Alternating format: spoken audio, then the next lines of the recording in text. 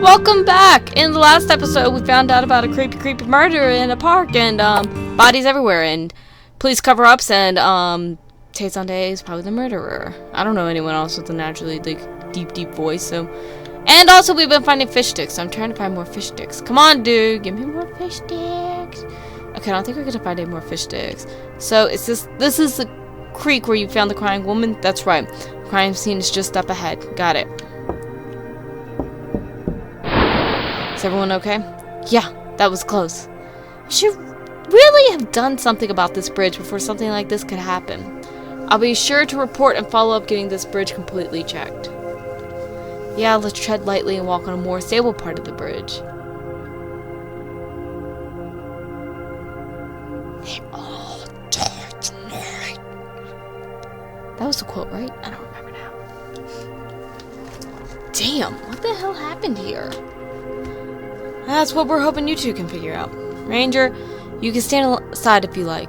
We could take it from here. I've seen my fair share of bear mauling, so I'm used to a bit of gore. I believe I'd be of most use by your side in case y'all have any questions. Do people in, like, rural Massachusetts use y'all? Because that's a very southern thing, and I don't think he'd be saying y'all if he's from Massachusetts. Suit yourself? Okay, let's investigate. Horizontal slice of the throat. Can't see any other lacerations, cuts or bruises on the body. You have surgical gloves on you, right? Can you carefully reach into his jacket and trouser pockets to see if he has his wallet or phone on him? See if we can somehow ID this guy. Nothing on him. Not any keys or anything that a thief wouldn't want to steal. Well, looks like we have our work cut out for us. It's a hell of a cut on his throat. Makes you wonder how the murderer managed to do that without having anything else to do to the guy. Good observation.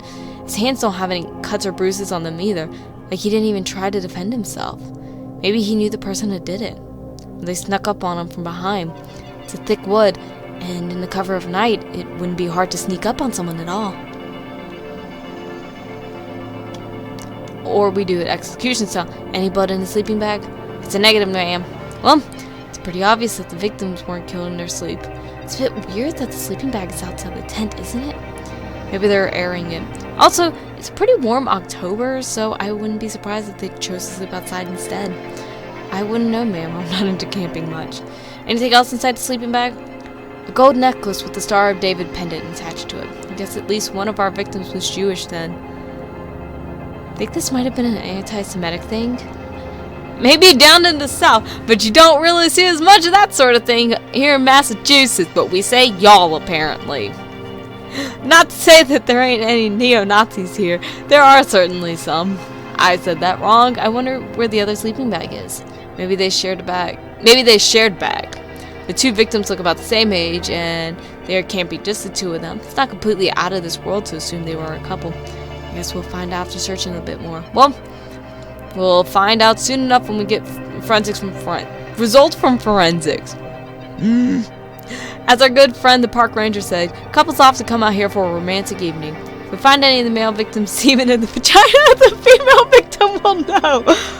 Why can't we just say, if we find any semen, we're good? Do we need to go into that much? Like we know how sex works. Oh my gosh, this is kind of getting funny. Oh, that's bad. I'm saying that, considering this whole place is. Ooh, murder weapon! Looks like we found the murder weapon. I don't know. It seems a bit stupid for the killer to leave the axe here.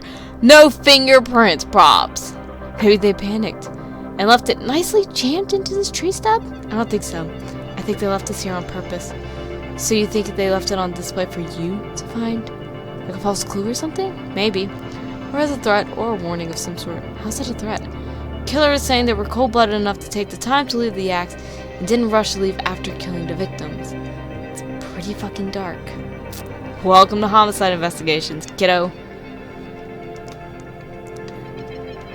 See anything of interest, ma'am? The bin is overflowing with cans of beers and Bacardi breezers.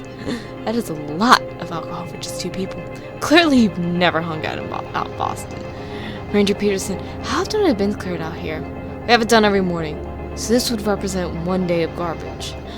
Not normally. Even if there is a party, most of the time the people do clean up before they leave. Typically, the type of person that likes to go camping also has respect for nature and the great outdoors. True. It will be interesting to find how much alcohol the two victims have in their system after we get the results from forensics. Check out these blood stains, ma'am. They're all over the table. Given that the female victim is near, we can assume that's her blood, but let's not rule anything out until we get results from forensics. There's a lot more blood on one side than the other. I suspect she may have been sitting preparing to eat when she was attacked. She probably slid off the bench and used the loss of her strength to escape. The food looks like it was just open, but they haven't started eating yet.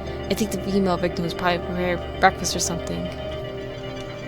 Multiple stab wounds on the kidney and lungs, and some light bruising on the neck. I suspect that the victim came in from behind, grabbed the victim's throat, and knew exactly where they were aiming to stab. This poor woman had a much slower, painful death than her male counterpart. Damn. That means we're dealing with someone that knows what they're doing. I don't think this murder happened in a fit of rage. I agree. Stab wounds are deep with limited tearing. The killer didn't hack and slash around. They knew how to kill. Check our pockets. Anything like a wallet or phone that we can use ID or? Nothing, ma'am. Killer had time to get their hands on those. Think this could have been a mugging that went badly? No, I don't think that at all. Whoever killed these people here came to do just that. How about sexual assault? Sexual assault victims normally have a lot more bruises and usually have torn clothing. If the assault didn't happen at the rapist's chosen location. Aside from her neck, there's no visible bruising on the female victim's body, and her hands and arms have no scratches or scars. It makes sense. There's probably no rape involved in this murder. I mean, we'll truly find out when we have the forensic analysis result. But I don't think that there was sexual assault element to this murder. How many times are we go? 2 tents. Maybe the two victims aren't a couple and are just friends. Oscar, everyone here is supposed to bring their own tents, right? That's right. Do people need to register to use campgrounds? No, we don't do that. Do you have cameras at the gates or around the park? Only at the ranger station. It's a lot of work maintaining park cameras that aren't connected to the mains. You have to change the batteries and tapes all the time. Most parks don't have those. I see. Officer DeVries, find anything interesting? Inside? It's completely empty and clean. Like it was set up but never used. It's really weird. Let's look at the murder tent. The murder tent. That's weird. What is it? There's all this blood splatter on the outside, but the corpse where the two victims are on the other side of the tent. Let's go ahead and assume that the blood belongs to the male victim after he had his throat cut, and that would cause a big splash of blood like this. If he was attacked on this side, then why would his body be on the other side? Maybe he tried to crawl away as he was bleeding out and made it to the other side of the tent. Don't think so. We'd see a blood trail and some marks on the ground from where he moved himself if that was the case. Maybe the killer moved him there. It's possible. But why go through the bother of moving the body but not disposing of it properly? Hiding the bodies would delay the investigation for a few days and give the killer time to get further away. Maybe the killer wanted to display the body, show off their handiwork. It's a dark thought, but you may be onto something. We might be dealing with a serial killer here. Anything aside? This one's completely empty too, just like the other clean tent. Whatever was in those tents must have been important to the killer.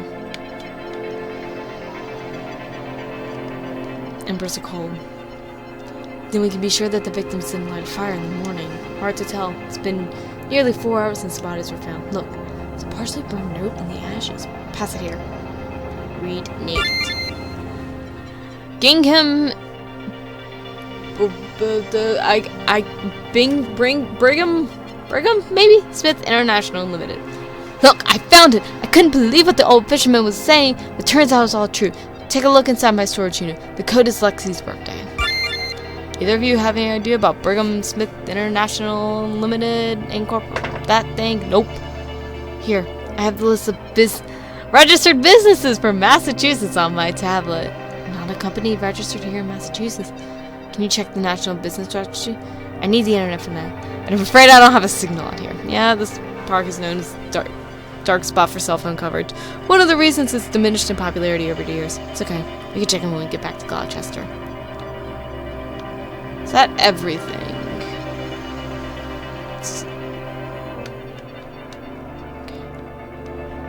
Okay, I think that's everything. Anything interesting on the canteen? No blood or anything on it? It's empty too. It says Warrenville High Class of 09. Well, that tells us at least one of the two victims went to the high school. Do you know where Warrenville is, ma'am? Yeah. You're not from around here, are you? No, I'm originally from Fort Lauderdale. Oh, I heard the weather was wicked nice down there. Why'd you move here? I actually don't like the heat and humidity down in Florida, so I requested a transfer on after my first year on the force. Also, I'm big into sports, so I want to be close to all those great Boston teams. Good choice. I like you more already for it. So, where's Warrensville? It's about 25 miles north of here, right by the border of New Hampshire. Looks like that might be our next pit stop after we finish here. I think that's everything. What's beyond this path? That path leads to Camp Prescott. After that, the North Trail that leads to the North Gate. There are campers in Prescott too. Yeah, I believe there was a couple. I had my colleagues evacuate them to the Northern Ranger Station as well. I instructed them to keep all campers there in case the detectives in charge wanted to ask any questions. Well, I'm glad at least someone decided to follow protocol.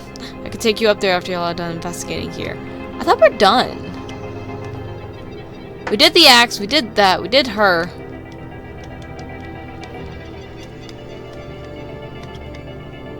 Let's...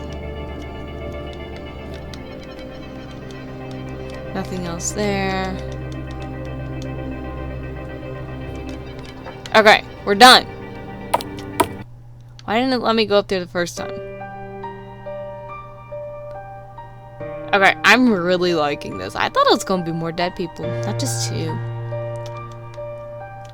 I feel like there has to be something here. Okay, let's keep going. Whee! Oh gosh, I'm a derp when it comes to these games sometimes. More dead people. I see dead people. Why does everyone's tents look the same? You'd think someone would have a different colored tent. Oh well. And this is Camp Scott. A lot bigger than Camp Revere. Camp Prescott has always been the more popular ground. It's right next to the river. It's got good fishing and it could take a lot more people. Real good for class trips for families. So Camp Revere is more popular with the couples then. That's right. Smaller, more private, and better for an intimate getaway. I guess that gives more credence to the possibility that our victims were a couple. Or they were up to something that they didn't want anyone else to see or hear.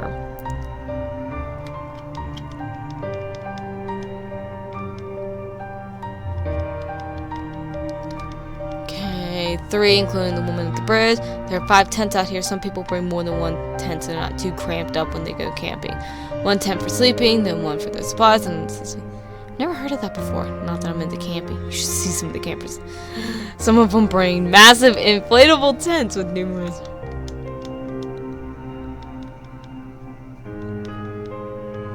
Okay, let's check this one. This is the tent that belonged to the woman at the bridge. Anything interesting inside the fries? Sleeping bag, battery-powered radio, flashlight, Swiss Army knife, and a book in French. What's the book? It's called Le Dernier Jour de Prud'homme. My high school doesn't fail me. Then I believe it's about a high school girl on her last days of high school. And how she's feeling pressured about what direction her life should take. It's a coming-of-age story, I think. Thrilling stuff. Hey, don't knock it till you try it. I love these high school coming-of-age and first love stories. Surprising, wouldn't have pegged you as the type. Anyways, bag the other stuff and we'll leave it at the ranger station for now. More fish sticks! Oh, that's how you do it.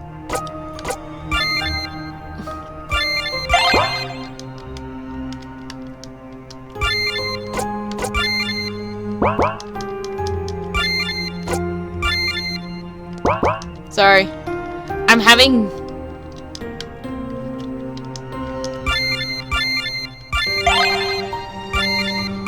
There we go. I don't know why I did that. That was really wonky. Okay, let's keep going. Oh my gosh. Anything inside? This one's empty. That should be empty. Does this park provide firewood, Oscar? Nope. As I said before, we don't provide any hospitality services. Whoever cut this is good with an axe. The length is pretty uniform. I thought you said you were quite sure that the axe wasn't the murder weapon. I still am. Just saying that whoever cut this wood is an experienced outdoors person. That's all.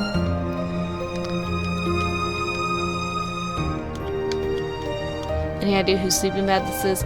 Quite sure it belongs to the woman at the bridge. The other 2 campers had us take all their stuff with them. That's fine. But you're sure you have all their stuff and haven't let them touch any of it, right? That's right. Good. Think we're done. Yes. Okay. We have investigated quite a bit. In the next episode, we're gonna probably do some interrogating, which I'm very excited about. We're gonna just search around while I'm doing this outro, just in hopes of, you know, maybe some fish sticks are just lying around. Anyways, hope you guys enjoyed. I'll see you guys in the next episode. Bye!